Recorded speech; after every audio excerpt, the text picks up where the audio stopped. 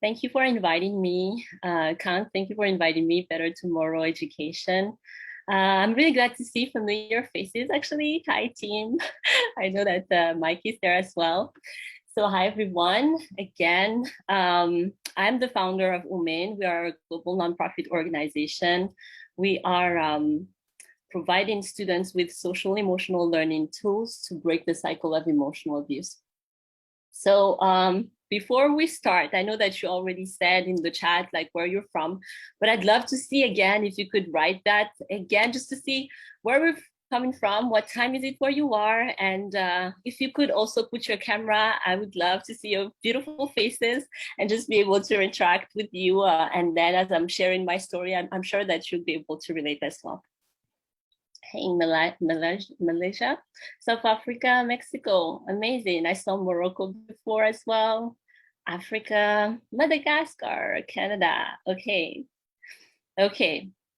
Thank you, everyone. Okay, so I just have one question before I'm gonna start. So I'd like to know if you have an idea or a passion that you'd like to turn into something tangible. So my question is, do you have something that you're passionate about that you'd like to turn into something tangible? Say yes, I'm not sure, or I'm working on it right now in the chat. Yes, so I see yes, amazing. And I know that a lot of you here are young leaders that are really engaged and are participating in a lot of things already. So I see yes, I love that, working on it. Yes, I love that. Okay, amazing. Because today I'm going to share with you a little bit about my story, how I started UMEN, and I hope that it's going to inspire you, because I actually was in a similar conference when I first was inspired by, turning my idea into something tangible. So I hope that this talk is going to spark a little bit of that as well. I'll do my best, but I see already that you're working on something that you're passionate about. So I think that's going to help. Okay, so I'm gonna share my screen if that's okay. Let me just open this.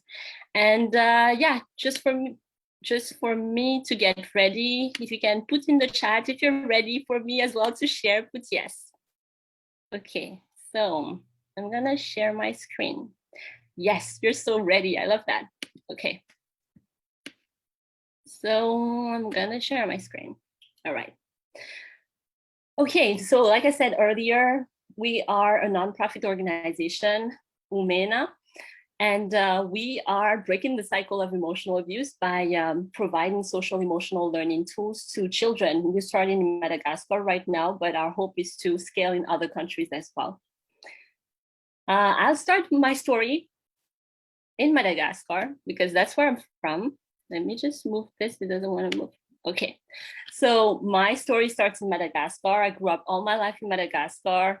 I came here only now 6 years ago. I think I forget. I say 5 when people ask me, but actually it's 6 years ago. And I went to a community college in Virginia. I studied English here. I learned psychology. I wanted to learn more about myself back then. And then it wasn't until I learned actually during this training as a peer educator that I learned the first time about emotional abuse. And that was a very foreign concept to me. For me, abuse was only physical or sexual abuse, that's all. Other than that, I didn't know anything. So here, before we move to what is emotional abuse in the first place, I want to ask you what words come to mind when you hear emotional abuse. So I'm opening the chat here. There's no right or wrong answer. We're here to learn together. So Asian parent friends, yes. Bullying, blackmailing, yes to all of that. I'll give you a couple of seconds. Manipulation, violence, gaslighting. Well, guys, I think you saw my slides already. I feel like you already know what it is, and I'm really glad that you know. Abuse, yes.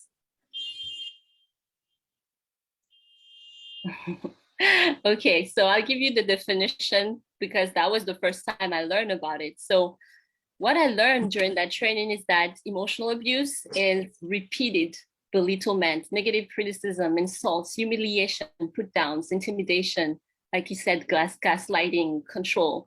And the thing was, I could recognize all of this, and I'm sure that you can recognize all of these different behaviors, right? Those are not new. But then for me personally, I didn't know that if done repeatedly, and if those were done, it was called verbal, emotional, and psychological abuse. And those are forms of abuse called hidden abuse that people don't usually see as a problem because it's already ingrained in some culture in the first place. And I also learned that emotional abuse has a tremendous impact on our sense of identity, dignity, self-esteem, and especially mental health. And I think that's where the conversation about mental health is important, because usually we talk about mental health and how important it is to talk about it, but sometimes we cannot pinpoint the factors that are, how can I say, that are triggering this type of problems that we have regarding to mental health. So emotional abuse is one of the factors that can lead to that type of emotional abuse. I mean, that type of mental health issues.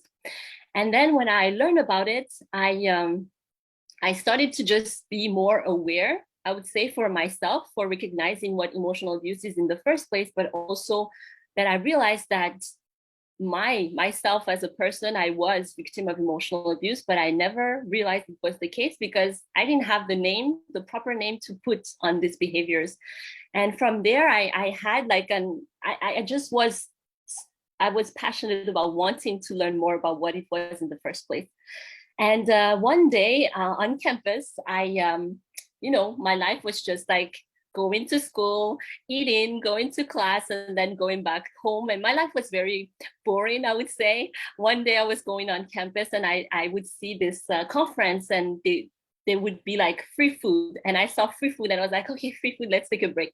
And I went to that conference, and then I was sitting, there were like a lot of women in the conference, just women, actually. It was a women conference. And I went there, I was sitting, I was eating my sandwich, and I think she was 19 years old, and she was sharing a project that she was working on with Barack Obama. And I was eating my sandwich, I was like, oh my gosh, she's 19 and she's doing this. And I heard all of these other women, they were working on amazing things. And in my mind, I was like, oh my gosh, they're doing this. Maybe I can do something like that too. But I had no idea what I wanted to do. I started to hang out with them. I learned about other opportunities, and they told me about this opportunity called the Clinton Global Initiative. And I saw it. It was like a 10 pages application where they were looking for social entrepreneurs. They wanted to provide to have a proposal from someone to provide in their home country. And back then I was thinking about my job as a peer educator. I was thinking about the issue that I just learned about emotional abuse. And my thought was, I want to bring this in my country because this type of education is not accessible in my country. So that was my proposal. I applied, and it was the due date actually the night when I applied. And also because this event was in Boston, I've never been in Boston before. I wanted to go, and then I just applied, and I waited for a couple of months, and then a couple of 2 months ago they got back to me and they accepted the application. Back then the application was called Ending Domestic Violence in Madagascar. It was very broad. It was not really about emotional abuse yet, but it was like that. But I was really excited. They said, out of 1,000 people, your application stood out, and we would love to have you at the Clinton Global Initiative. Back then, I was just, excited to learn more and meet other people. And I met a lot of other people and social entrepreneurs. I didn't even know what it was, but I was just inspired. And I think in this room as well, I know that you have amazing stories that you are sharing between yourselves. And that's why I'm sure that you're part of the Better Education for Tomorrow. And I'm sure that as you are working right now, you're going to turn that into something that is going to be tangible. And I believe that. And after that, what happened was that I came back on my campus. I got excited. I talked to all of the people I knew about not only my experience, but I started wanting to turn the idea that I had in mind into something tangible. And I remember one time there was one of my advisors who invited me, and he said, he told me there is someone from MTVU who wants to interview you. So in my mind, I was like, yeah, I want to talk about this issue that I want to solve. back then I didn't know that MTVU was MTV, because in my mind I was like, I'm talking about abuse, MTV is music, so that cannot be MTV. So I only knew it was MTV when actually they released the video, and it was MTV. And I freaked out because the video was shared on social media. A lot of people from my country saw it and they shared it, and I got the imposter syndrome. I was like, oh my gosh, people think that I'm doing something, but I'm not doing anything. I'm just talking about it, like I'm not even taking action. So I was very self-aware, self-conscious. But then after that, I told myself, okay, I think this is an opportunity for me to actually do something now. So that's when I started doing more research, and I found out that actually in Madagascar, 80% of children are also growing up in an emotionally abusive household, which is around 9 million children. And from there, that was my eye opener. And I told myself I need to do something. So that's how it started. My advocacy started. I shared a video on social media talking about emotional abuse being normalized in my country. I shared the video and it went viral, not only in Madagascar, but all around the world. People from China, India, Morocco reached out and they told me how emotional abuse is not only ingrained in Madagascar's culture, but where they were as well. So from there was this community that organically formed, and that's how really Umena came about. And I realized that emotional abuse, again, exists everywhere in the world, but in emerging countries like mine, it is a cultural norm that has been passed down from generation to generation. And yeah, that's how Umena came about. And Umena is a play on words. Umena means give. The whole word means give, provide.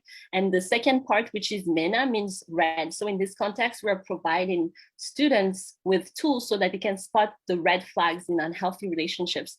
We don't have red flags in Madagascar, we use red cards. And that means stop to violence.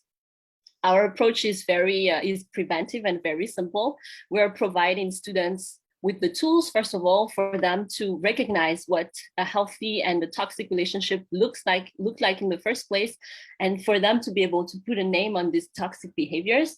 And then we are providing that very, I would say, essential tool that is the language of emotions. So how emotional intelligence, how to identify, define, and express our emotions in healthier ways. Because in a sense, in countries where emotions are taboo, where you don't know how to express your emotions, and how when you do, people think that it's weak. So all of that, we're trying to provide these tools to students so that they can get more agency.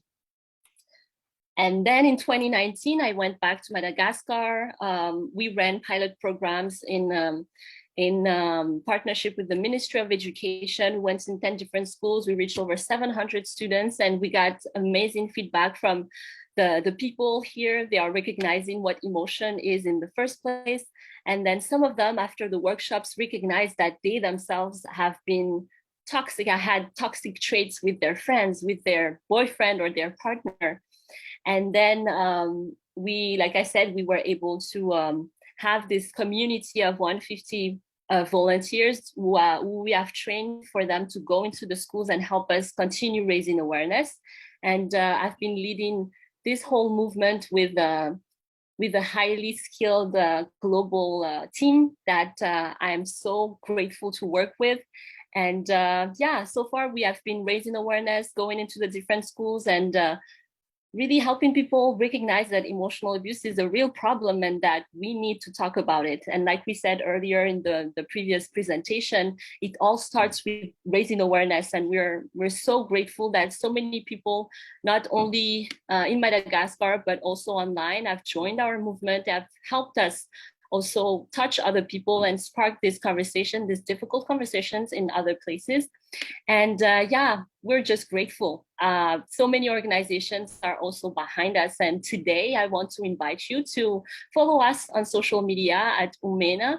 And also, if you want to reach out to me, if you have any questions, if you'd like to help us also continue raising awareness and grow our movement, please feel free.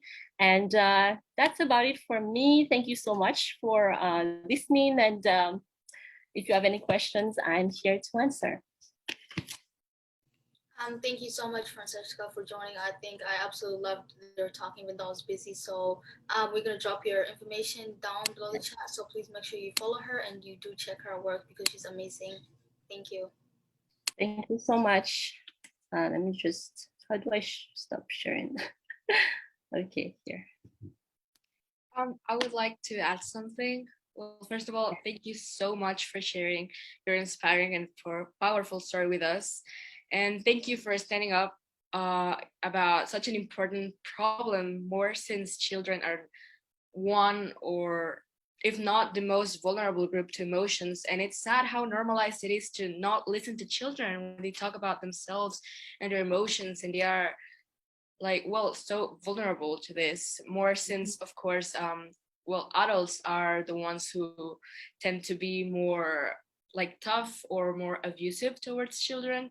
So yeah, since of course there are adults and there's this kind of well, this idea that adults should be more powerful or more like yeah, like more powerful than children. So of course they would just listen to adults and just get stuck with those negative emotions. So I think it's very incredible what you're doing, and like it truly inspired me a lot to hear your story. So thank you very much for sharing it, and thank you very much for joining us today. My pleasure. Thank you. And I'm glad that it did spark at least your interest as well. And my hope really is to have you guys use this as a way to know that you have a story that is powerful. You have something that you're passionate about, and go for it. And I'm sure other people will follow you as they see your passion as well. I'm just going to go through if there is any questions that you have. I know that I think my time is up here. I think I talked a lot, but thank you so much, guys. And yeah, please feel free if you think that we can work together, if you have like any ideas of how we can touch more people and raise awareness on this issue, I'd love to work with you. Thank you.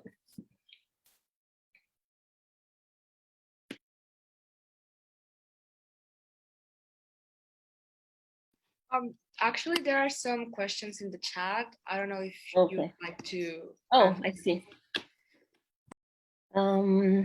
Could you share the difficulties you faced in establishing and building this movement? Yeah, so I would say that at the beginning, it was me going out there and talking about this issue because it is a very sensitive issue. And the fact that I did think a lot about going out and then sharing this video, because in the video I am kind of trashing my country and saying my country is very abusive. So in a way I was really anxious about putting that out there, but in another sense I was providing a solution. I was not just like criticizing to criticize, I was providing a solution that I was ready to work on.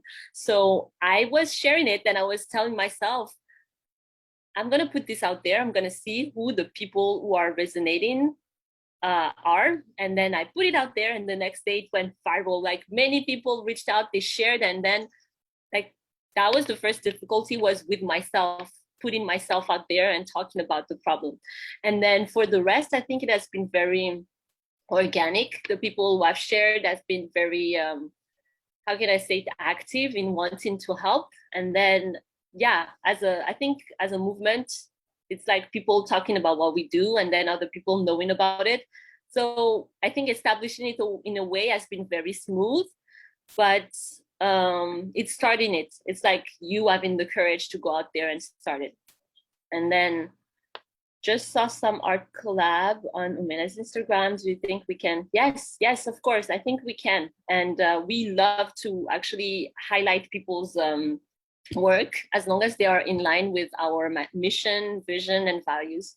So please feel free to reach out, Celeste. My handle is Francesca Raoelison. For emotional abuse or domestic abuse, how does one get out of toxic relationships or the marriage when the abuser is one supporting the person being abused financial wise? Yeah, that's one of the most challenging position to be in, because even when you realize that you are in an abusive relationship, but you also don't have any kind of support, then that's where it's hard to get out of this type of environment. So I encourage you to look at, first of all, to create a supportive network that can be your friends, your close friends, people that are really close to you, who have who understand you and who are there to, who can listen to you basically. And then outside of that, you can also look for organizations around you. I don't know where you are, Shana, or which country are you in? And do you think there are some maybe domestic violence shelter that you can go to and then ask for help? Here in the US, there are some. I know in some developing countries, it's still very new, so sometimes it's hard to get some support. But first of all, understanding that you're not the problem, that generally the person who is being abusive to you is someone who has gone through something similar and is reproducing that on you. Or it's also like so emotional abuse usually starts in the household, and it has a spillover effect in the other relationships in our lives.